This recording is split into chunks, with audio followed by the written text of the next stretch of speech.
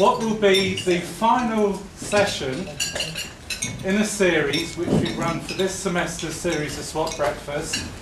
There'll be more swap breakfasts next semester, but this semester we ran a series of talks engaging with different aspects of the Marikana moment. So in the first three we had looking at different aspects of the platinum industry from the perspectives of capital, of community and of labour respectively. But now this morning we're going to swing up into the political level, and Carl von Holdt, who's the Professor Carl von Holdt, who's the director of SWAP, is going to be talking about intra-elite violence, causes, forms and prospects. And this of course all forms part of what has become known as the Marikana moment. And just actually to make a connection between the immediate struggles on the platinum belt and some of the issues that Carl is going to talk about. You might remember that when the strike wave started at Impala in February, one of the people who turned up with great media fanfare was none other than Julius Malema, who was clearly trying to get a bit of a hold in the workers at the time, and of course came back again as well later on to Lonmin, where he was famously evicted by the police, which raises a whole number of questions.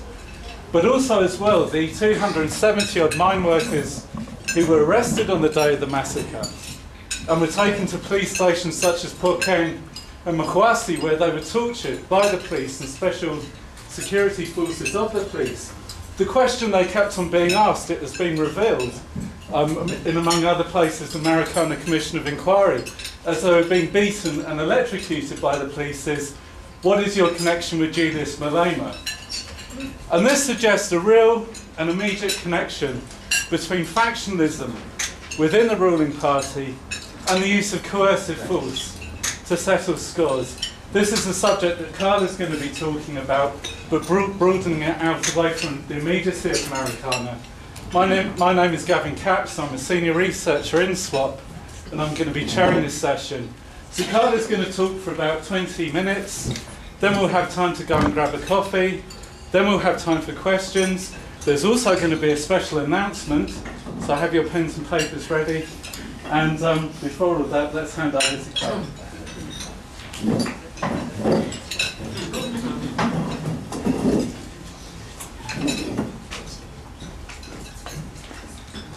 Morning, everyone. It's very unusual to have a microphone.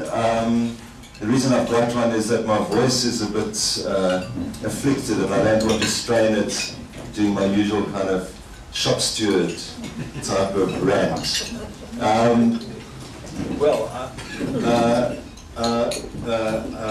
Is it? Oh, okay. Is it on? Yeah.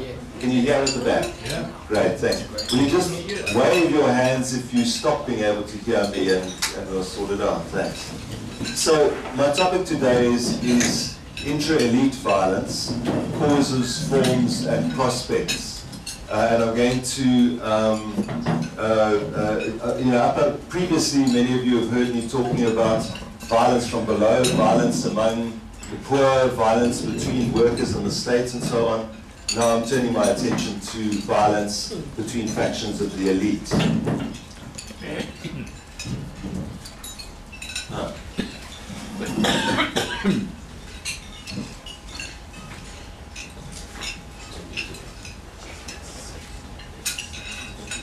Yeah. Okay, so what I'm going to go through first of all as a kind of a framing is to discuss the negotiated settlements of the early 1990s and the Constitution as a way of framing this discussion. And then I'll talk about the different forms of intra-elite competition and violence in South Africa. And then I'll end with the prospects for governance in South Africa. Here I've listed some of the, where this project comes from. A project with the Agence France du Développement, I think is how you say it, with Nicolas Pons-Vignon and Aurelia Segatti. And the key texts that we are engaging with in the project by North Wallace and Waingast, Violence and Order, and then when they turn their attention to the developing world, in the shadow of violence. And the research sources are mostly press sources and secondary sources. So, the kind of theoretical approach of North Wallis and Waingast, and there are many problems in that, but I'm not really going to dwell on those at the moment, in the problems with their overall approach. But essentially what they look at in developing countries is elite formation and the relations between different factions within the elite. And they argue that elites are really consist of different factions struggling with each other for access to rents, otherwise known as corruption. The key kind of defining feature of this process in developing countries is that different elite factions. Does that mean?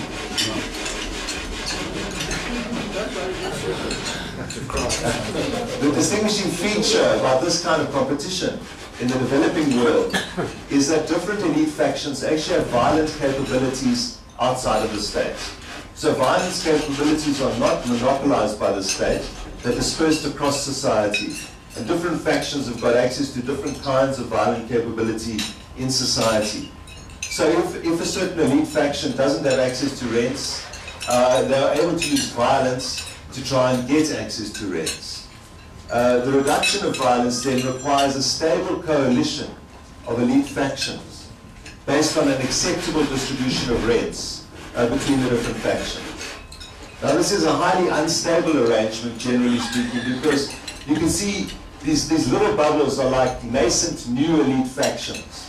And as new factions emerge with violence capabilities, they destabilize the coalition. They want to get access into the coalition, and they will resort to violence, if necessary, in order to get access to that. And in their view, in their argument, democratic institutions in the developing world are subordinated to this underlying dynamic, this underlying elite, a struggle within elites over who's inside the coalition, who's outside the coalition, and how violence can be mediated and controlled by giving people access into the coalition. In fact, they go as far as to say that very often in the developing world, elections are political rituals that actually don't affect very much, and sometimes legitimate elite governments, and sometimes actually don't legitimate them. So that's the broad kind of picture, and I'm going to really be working with this kind of analysis of elite formation and elite coalitions. So, to turn to South Africa then, the negotiated settlement, I mean, this is crucial for beginning to frame a discussion of elite formation in South Africa. As we all know, the constitution was, well, the settlement was a compromise between contending forces that were more or less in a stalemate. The constitution was a compromise. Now, if you interrogate the Constitution, you find key clauses around the protection of property, the dispersal of power, particularly through provincial government, a kind of a quasi-federalist structure of power, I suppose, structure of government, and the independence of the Reserve Bank. I think for the purposes of this discussion, the key issue is the protection of property. On the other hand, there are rights as well. There's a recognition clearly of the historical injustices of apartheid and colonialism. So, for instance, one dimension of this is that the Constitution talks about the necessity for land reform to overcome the unequal, the grossly inequitable distribution of land that's a consequence of colonialism in South Africa. But then again, that's hedged with the notion of fair compensation for land redistribution. It doesn't specify what fair is, but it's subjected to the constitutional court. And then there are very strong rights to housing, health, food, water, social security, again recognizing that these have been denied by the history of apartheid. It's key, I think, in looking at the Constitution to recognize the relation of violence to the Constitution. And there's two dimensions to this that I want to point to. The first is that actually the period of negotiated transition was the most violent period in the history of the 20th century in South Africa. More people, I think 3 times more people actually died in the violence between 1990 and 1993 as had died in the whole of the 80s before. Now, the 80s, as you all know, were the period of intense confrontation between apartheid forces and popular forces.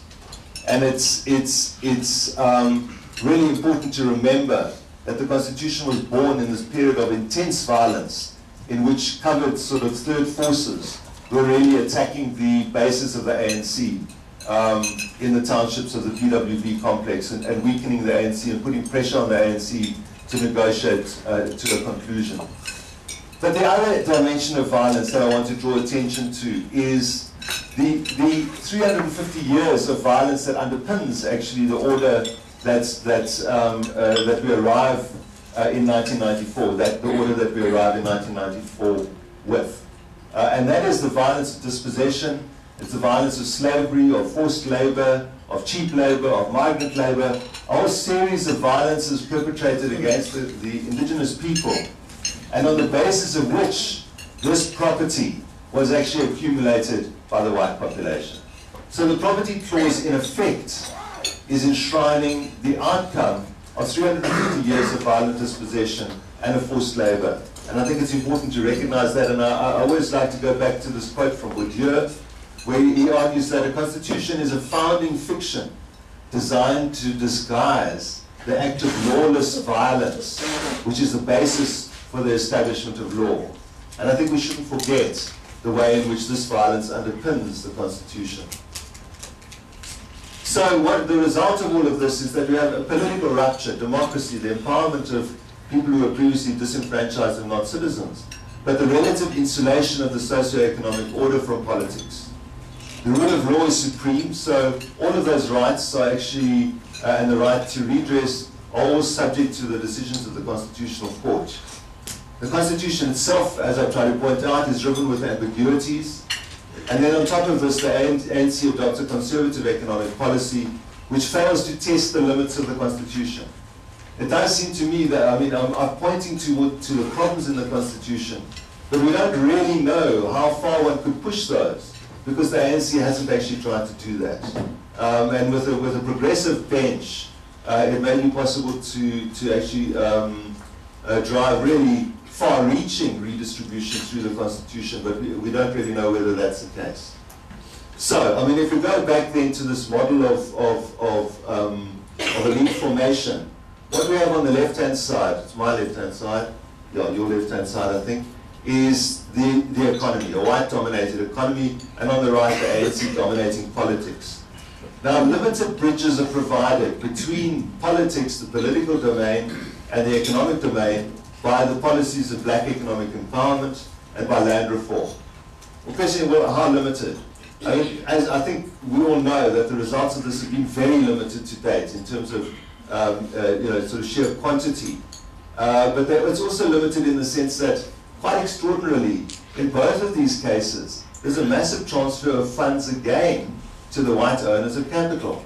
You know, land reform is based on a willing buyer, willing seller arrangement. There was a recent article that I read, a newspaper article, where the minister said that something like 10 or 12 billion had actually been paid out to white farmers for land, and only some 6 billion had been actually allocated to black farmers who get onto that land and have to try and farm. So even these processes, BEE is the same. It's really, what happens is that a company will make its assets available to a black economic empowerment group, but at a price. And the BEE group is then deeply indebted to either banks or the main company for those shares, and has to pay off over time. So in both cases, there's a huge transfer of funds back to those who have accumulated capital on the basis of the dispossession I described earlier. Now, what that really means is that apart from the small groups who manage to get access through BEE and land reform, the state becomes the remaining source for redistribution and accumulation and of rent extraction. And this is what we call corruption. And we call it corruption because under the law it's corruption, and morally speaking, in terms of the kind of prevailing symbolic order inaugurated by the Constitution, this is corruption and theft from the taxpayer. But there's a moral economy within the elite, and quite broadly, that argues that, it doesn't have to argue, but that implicitly assumes that this is the only way to accumulate wealth on the basis of the kind of social order we've inherited. The state also appears to monopolize violence capability. Through the transition, there were a proliferation of violent forces outside of the state. Those were really, some were disarmed and others were drawn into the state, like MK was drawn into the SANDF. So on the face of it, the state monopolizes violence capability. And there's a proliferation of factions within the ANC and the state. And that's where all these bubbles and so on are growing within the ANC and the state. And the ANC becomes profoundly unstable. Now the consequences of this are intra-elite violence, really. In terms of the competition, the struggles between different elite factions to get access to these resorts, there's really an increase of different forms of violence. And there's four forms of violence that I'm going to talk about today. The struggle for control of state institutions, assassination, the mobilization of collective violence, and breaching, the question of breaching the insulation of white capital and wealth. How am I doing for time? You're doing fine. Okay, great. 10 minutes. Great, okay. Let me slow down. That was the heavy-duty stuff. Okay, controlling the state. So, generally speaking, the kind of paradigm of the modern state is that coercive capability is monopolized by the state and actually organized under the rule of law. But what that opens up in many developing countries, in South Africa, is an intense struggle because of the competition over getting access to these resources, an intense struggle over the institutions of the state, control of them. And on the left-hand side, you see really the paradigmatic case, which is the arms deal. A whole lot of ways in which the bidding was rigged and money sort of crossed hands. And there have been numerous different, firstly the Parliament tried to exercise oversight, then it went into the courts, it went into the NPA, and so there's a long history. And the latest part of this is the Secrecy Commission. And this little cartoon at the bottom, I'm not sure how clear it is, but the judge is heading off with these binos, heading off into the distance, and behind him is the state, and all the evidence and all the kind of sources of information that are available to him. So this is simply another way in which state institutions and the institutions of the rule of law are basically controlled in order to control the outcomes, in order to protect those who have engaged in what is called corruption. Now, there are many other cases of this, but on the right I've assembled a set of images that really have to do with the charge of discipline that's been brought against prosecutor Breitenbach. I've forgotten her first name. Dennis Breitenbach, up in the top right-hand corner. So she's been brought with disciplinary charges. Now, she's the chief prosecutor on two important cases. The one is the Mdluli case, the Mdluli murder trial. Now, Mdluli was the head of police intelligence. And he's the chap with the rather fetching dark glasses up at the top there. She was also the chief prosecutor in the Kumba Iron Ore case, which I'll talk about a bit more later. But it really is a case where a black economic empowerment engaged in fraudulent activities with the collusion of state officials in order to try and steal a mine from Anglo-American. And then below you see some happy chaps. That's the President Zuma. There's the Minister of Police in the middle, Nathi Mthethwa, and Tele on the other side, who's the Chief of Police. Now the interesting thing here, the linkages here are that Mdluli actually brought out a document alleging that senior police officers, amongst them Tele, sorry, my throat won't let me pronounce Tele, saying that they were engaging in a plot to get rid of the minister, and he was supporting the minister. So there was a whole lot of political entanglements around his position and the case against him. And of course, Zuma, one of his sons, is involved in the BEE company that has tried to steal a mine from Kumba Iron Ore. So there's a lot of entanglements around this case, which I think suggest the kind of ramifications of these processes within the state and within the ANC. So Linus Breitenbach was suspended and charged with colluding with Kumba Iron Ore in that case. She argues that the reason why she was suspended is because of her prosecution of Mkhululi. She was instructed to stop that prosecution. She refused, and then she was suspended. Now, that case has just reached its close, and we're waiting for the judgment. I thought the judgment was going to come out, the decision in the disciplinary case, I thought it was going to come out this week. I haven't seen that it's come out yet, but I think it's going to be quite intriguing to see what comes out of that. But these are the kinds of struggles that are taking place within the state over control of these institutions. I mean, to sort of just go through, I suppose, summarize what I've already been talking about. Firstly, the intense competition over opportunities within the state. And let us not forget the role of white capital in this. I mean, if you look at the arms deal, the French company Thales is quite crucial to the whole kind of corruption scenario. And then there's been this big case with the construction industry, kind of systematic tender rigging with the state over construction contracts. So this is by no means a phenomenon that is isolated, amongst new black would-be capitalists. But in this process, there's a systematic subversion of the law. Oh gosh, I'll have to speed up again. It leads to struggles over control of the institutions of law and coercion, the National Prosecuting Authority, the police, intelligence agencies, and there are questions being raised, of course, about the judiciary in the long run. And replacing the rule of law with the selective application of state violence, the selective application of the law. Just to take an example, Malema does a whole lot of stuff for a long time. He's untouchable. But when he actually falls out with the leadership, the hawks are sent after him. So this kind of selective application of the law.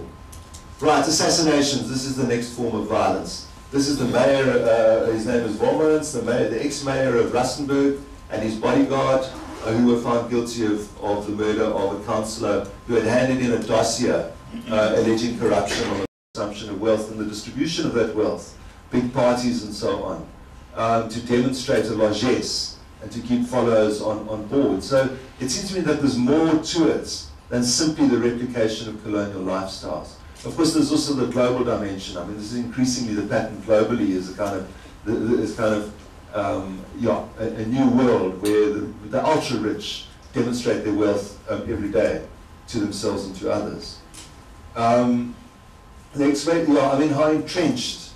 This is Bourdieu's fantastic point, isn't it? That this thing that presents itself as the law, as our democratic constitution, actually in some ways masks those processes of dispossession and expropriation, and come to be seen as the given and natural way of things. Of course, again, it's got to do with global discourse, with the way this particular discourse has entrenched itself also in the new elite and in ANC economic policies. So it becomes very difficult to argue against it. And I think one has to. I suppose that this is again, it's a kind of the polyvocal quality of someone like Malema's populism, is that he puts his finger on some really important issues. Issues that are taboo, issues that are ruled out of order, nationalization. And the ANC has now stated that nationalization is off the agenda. It's not off the agenda. It's going to come back, there's absolutely no doubt about it, and it's going to be contested again. But the question is how to actually, I suppose, is how to take that populist call and turn it into a much deeper discussion about how one can reorganize ownership of property in such a way that it meets some of our developmental and social needs. And Tony, it's the same point, the minimum wage. I think what that conversation also points to, and this is something, it's part of the same issue, it seems to me. And working on this paper, it's really struck me forcibly the way the entire debate, the debate about inequality and poverty, which is rooted in this 350 years of reorganization of the control of assets and land and wealth of all different sorts, in South Africa, that conversation is displaced into economic policy debate. That's the way we talk about these problems. So the big issue, you know, in terms of the debate, and this is across the left and the right, the big issue is job creation. How are we going to resolve this crisis is through creating jobs. The main argument is, well, how do you create jobs? So Kasadi's got a whole lot of industrial policy and so on, and of course, the path that's been pursued by the state is more of a trickle-down kind of growth-focused set of economic policies. But that's where the fundamental questions about dispossession and inequality are deflected into an economic debate. It's not economics, it's something else. And of course, part of the economic debate is that every policy step that you want to adopt is sort of tested against the grid of what's going to happen to the Rand tomorrow, what's going to happen to the JSE tomorrow. There seems to me to be a ridiculous short-termism to that discussion. I mean, the real question is, what is going, in 100 years' time, what will certain decisions look like? What are the kinds of changes that will or will not have taken place? And I mean, I'm really struck, and I think that we have to do more work on this. I've been really struck recently. There's more and more scholarship coming out showing that, you remember those land reform, the land grabs, the land seizures in Zimbabwe, and how terrible it was, and how it was only the elite that got the land, and how it was going to destroy Zimbabwe's economy. And of course, Zimbabwe's economy was, in many senses, you know, went into a phase of virtually total destruction.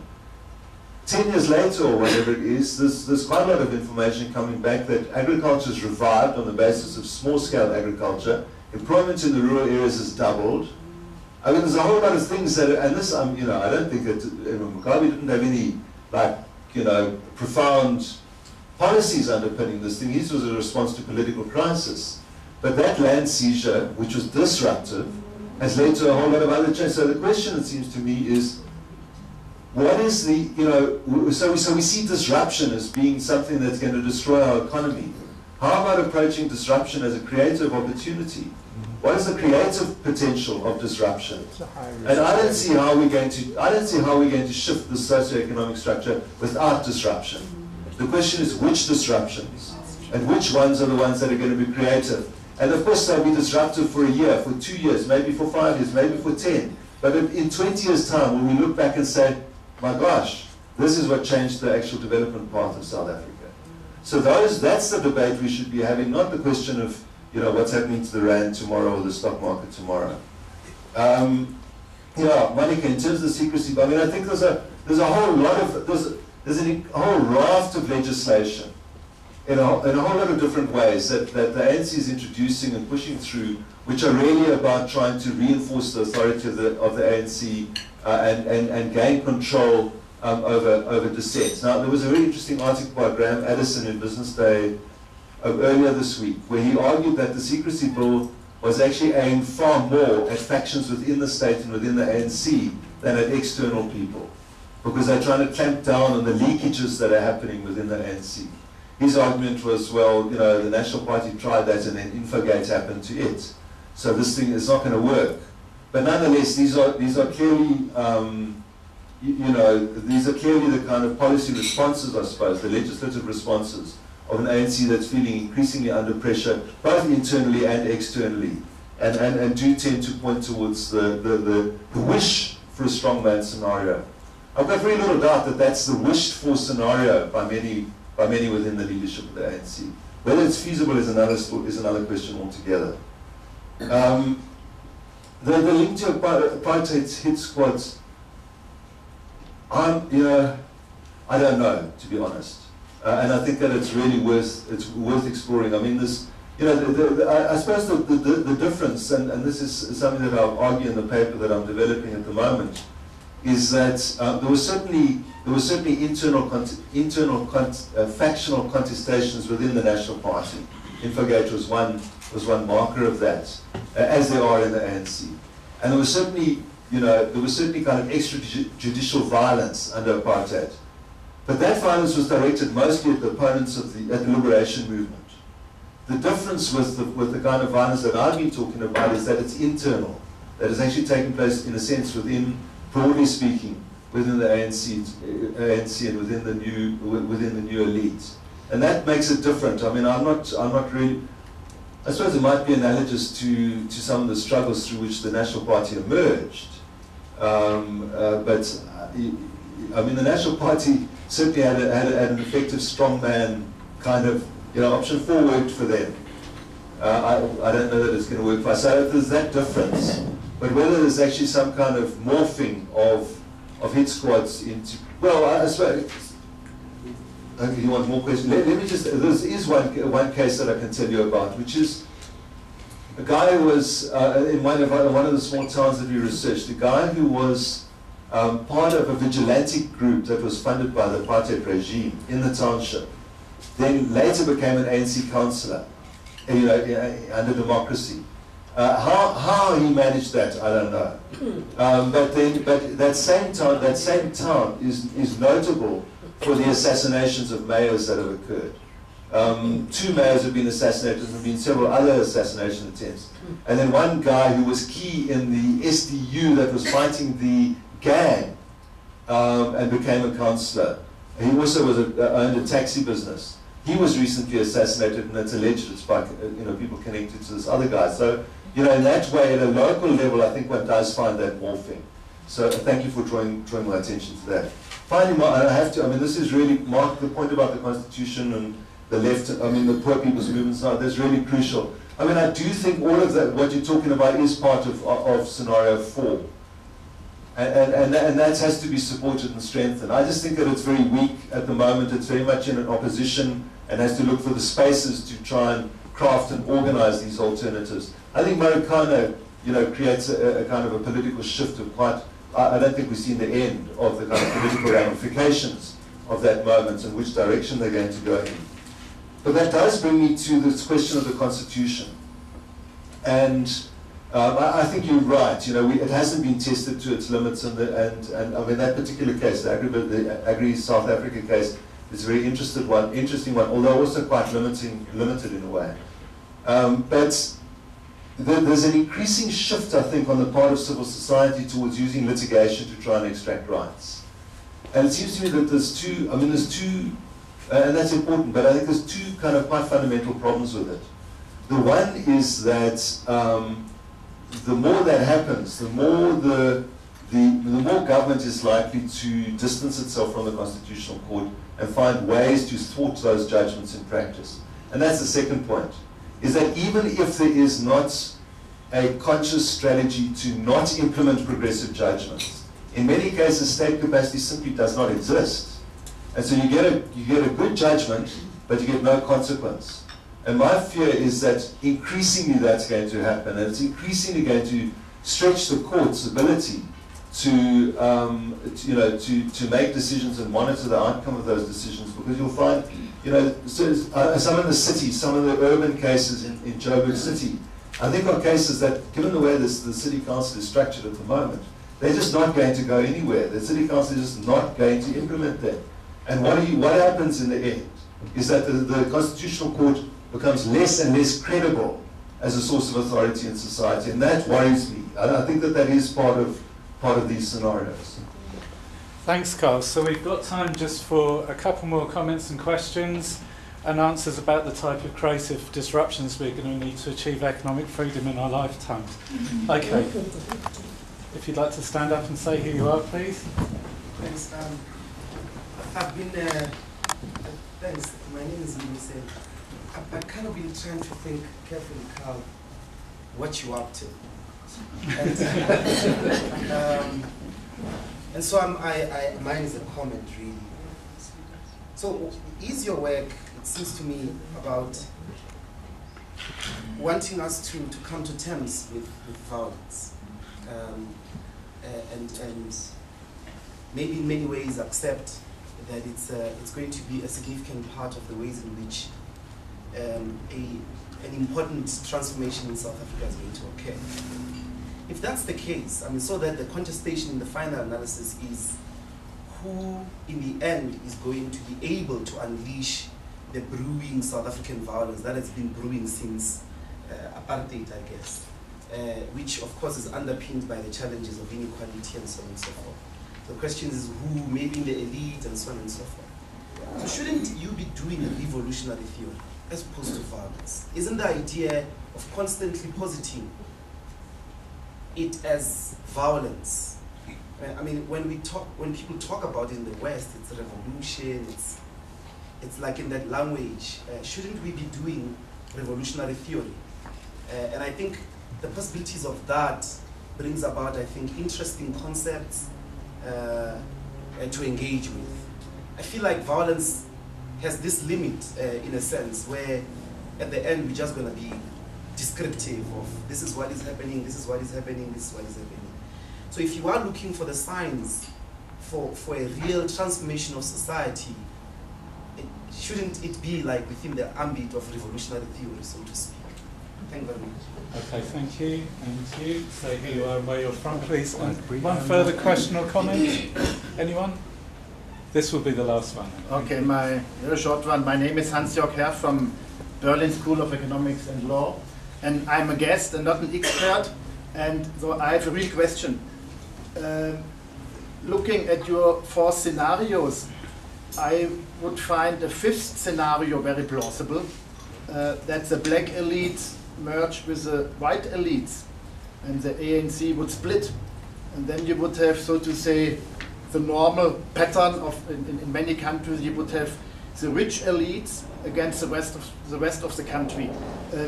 My question is, how likely is this development, and why did you not take it as one of the options? Okay, thank you. Sure, okay. Gosh, I mean, well, those are such questions. I'll answer in one word. No, look, Boiseni, I mean, I think that's you know, your comment is a very powerful one, and I do think it's. I suppose there's 2 things that I want to say about violence, particularly.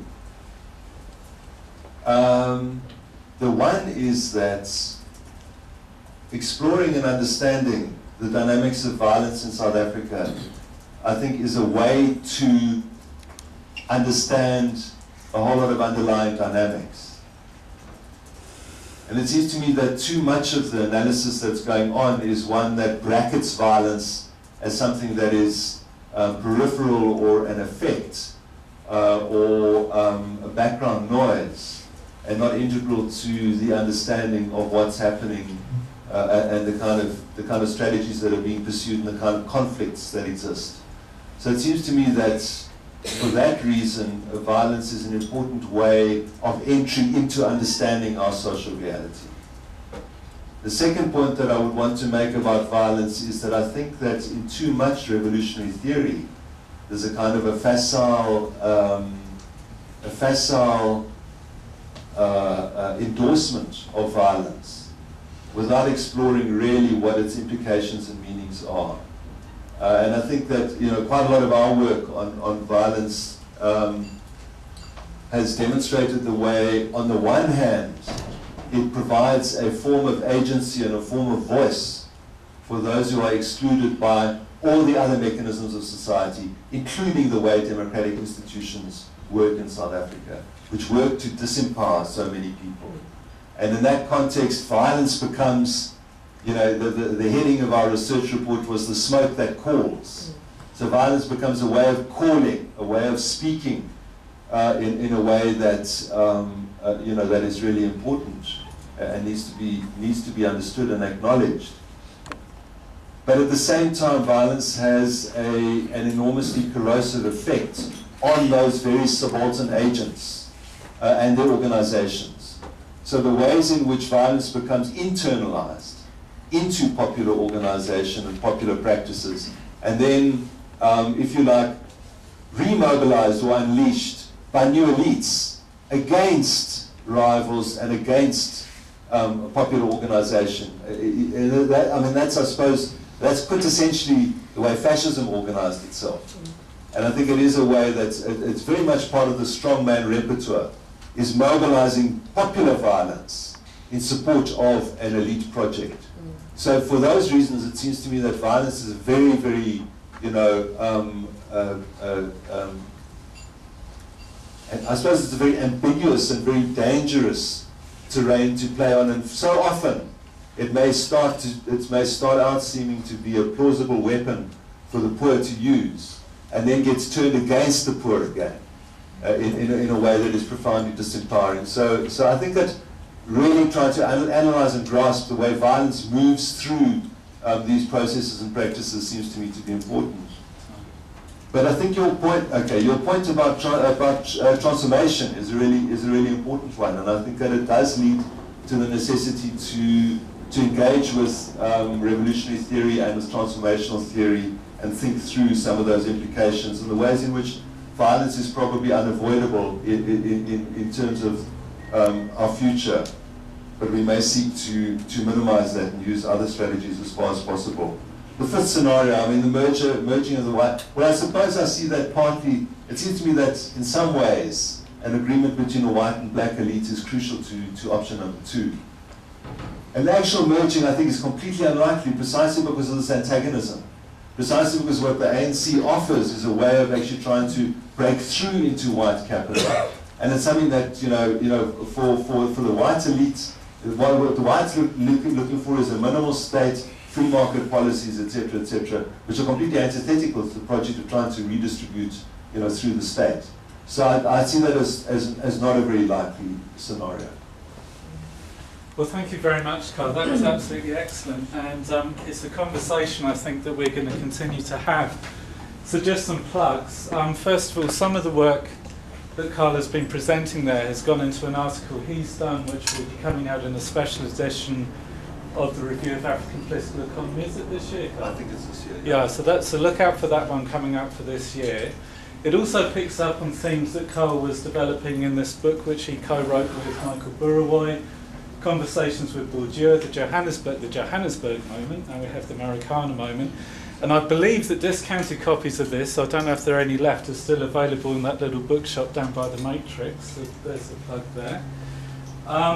We will be back next semester with a new series of swap breakfast seminars, so these will be opportunities to continue the conversation. A reminder again that on the 10th to the 11th, the 11th to 12th of September, the swap colloquium on meanings of Marikana, and finally, for continuing analysis, a Mandler at 20 round and Jackie at the front. Thank you very much for coming.